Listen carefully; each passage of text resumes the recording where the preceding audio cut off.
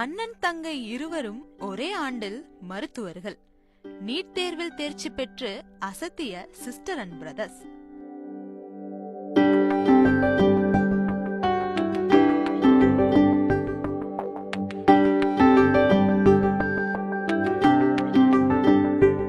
யாரு வேணாலும் எதுக்கு வேணாலும் கனவு காணலாம்.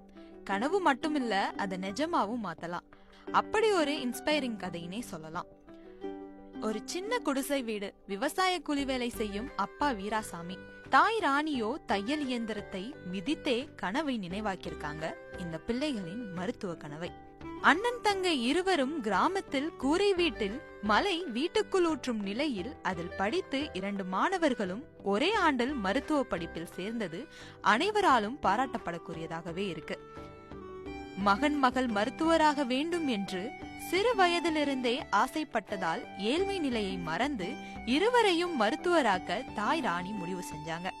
ஆடு வளர்ப்பிலும் தையல் தொழிலும் செய்து பிள்ளைகளை மருத்துவராக்கிய இந்த பெற்றோர்களை அப்பகுதி மக்கள், பள்ளி ஆசிரியர்களும் நேரில் வந்து வீட்டில் பாராட்டு தெரிவிச்சிருக்காங்க.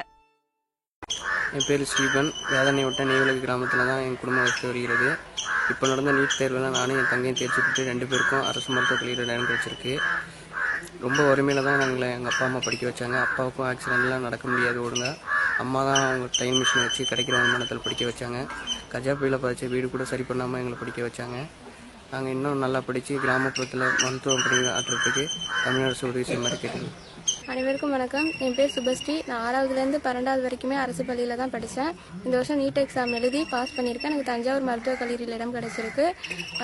நீட் எக்ஸாம் எழுதி பாஸ் பண்ணுற அளவுக்கு எங்கள் அம்மா அப்பா கஷ்டப்பட்டு படிக்க வச்சுட்டாங்க. மேலும் மருத்துவக் கல்லூரியில் மருத்துவ படிப்பை தொடர்ந்து படிக்கிறதுக்கு தமிழக அரசு உதவி செய்யுமாறு கேட்டுக்கொள்கிறேன்.